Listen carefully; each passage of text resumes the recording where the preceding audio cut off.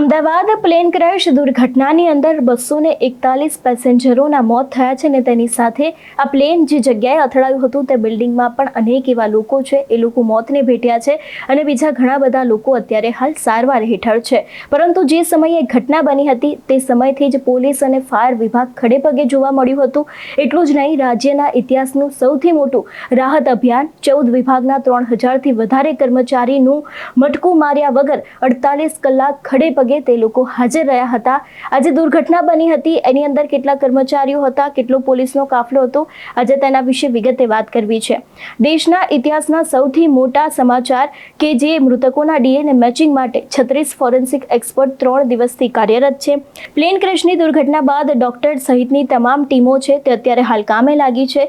12 જૂન air ઇન્ડિયાના plane ક્રેશની દુર્ઘટના બાદ રાજ્ય સરકાર અને આપત્તિ વ્યવસ્થાપનની ટીમે ઇતિહાસનું સૌથી મોટું કાર્ય શરૂ કર્યું છે. 3000થી વધારે કર્મચારી 8 કલાક લેખે 2 દિવસથી સતત કાર્ય કરી રહ્યા છે. એટલે કે 48,000 માનવ કલાકના અથાગ પરિશ્રમથી મોટા પાયે ઓપરેશન ચલાવવામાં આવ્યું છે. દુર્ઘટનાના સ્થળે રાત દિવસ કામ કરતા કર્મચારીઓએ માનવતા માટે અદ્ભુત દ્રષ્ટાંત રજૂ કર્યું છે. ડોક્ટરો અને પેરામેડિકલ સ્ટાફ સતત 48 કલાક ઊભા રહીને ઇજાગ્રસ્તોની સારવાર કરી રહ્યા છે. 1200થી વધુ ફોન કોલ્સ સહાય માટે કંટ્રોલ રૂમ પર આવ્યા છે. લોકોએ રક્તદાન અને સ્વયંસેવક તરીકે પણ મદદ કરી છે.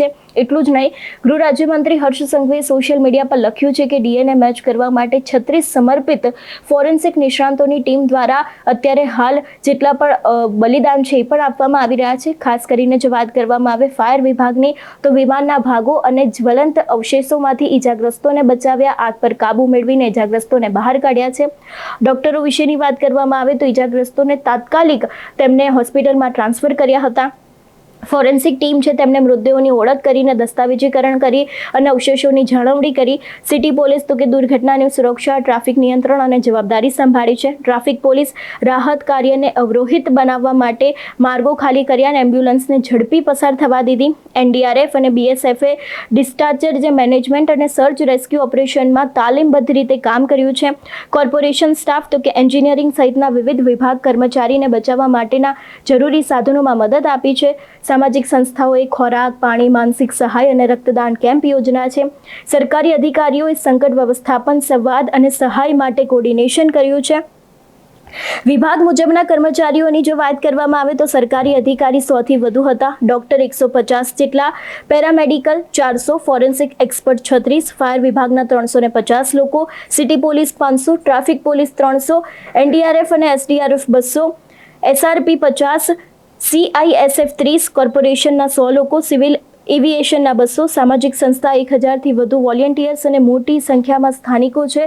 એ લોકોએ દરેક લોકોએ જ્યારે આ ઘટના બની હતી ત્યારે તે લોકોએ દિવસ રાત જોયા વગર ખડે પગે જેટલા પણ લોકો હતા એ લોકોની મદદ કરી છે. જેટલા પણ તેમનાથી ઓપરેશન થઈ શકતા હતા તે દરેક કામ કર્યા છે. રાહત બચાવની કામગીરીમાં પણ તે લોકો જોડાયા હતા અને જે સમયે આ દુર્ઘટના બની હતી તે સમયે જે લોકોએ આ ઘટના નિહાળી હતી એ લોકો દ્વારા પણ ત્યાં જેટલા પણ લોકો કાટમાળમાં દટાયા હતા અથવા તો પછી એ લોકોના મૃતદેહ મળી આવ્યા હતા, એ દરેક મૃતદેહને ઉપાડીને પણ તે લોકો દ્વારા એક સરાહનીય કામગીરી કરવામાં આવી હતી, જેથી કરીને કોઈ પણ બીજા વ્યક્તિ છે તે વ્યક્તિ આની અંદર ન આવે અને ખાસ કરીને જેની આસપાસના લોકો હતા એ લોકોને પણ દૂર કરવામાં આવ્યા હતા. કારણ કે એ સમયે પરિસ્થિતિ એવી હતી કે જેટલા લોકોના મૃતદેહ જોવા મળ્યા હતા એ જ સમયે એ મેડિકલ કોલેજની અંદર પણ ઘણા લોકો ઉપસ્થિત હતા, પરંતુ એ લોકોને પણ ત્યાંથી નીકાળવાનું કામ કરવામાં આવ્યું હતું. એટલે કે લગભગ અનેક એવા લોકો છે જે લોકો આ સરાહનીય કામગીરીમાં જોડાયા હતા અને જેને જ કારણે અત્યારે હાલ કોઈ પણ વસ્તુ હોય, ડોક્ટરની વસ્તુ હોય અથવા તો ડીએનએ મેચ કરવાની વસ્તુ હોય, એ દરેક વસ્તુ અત્યારે હાલ ઝડપથી થઈ રહી છે.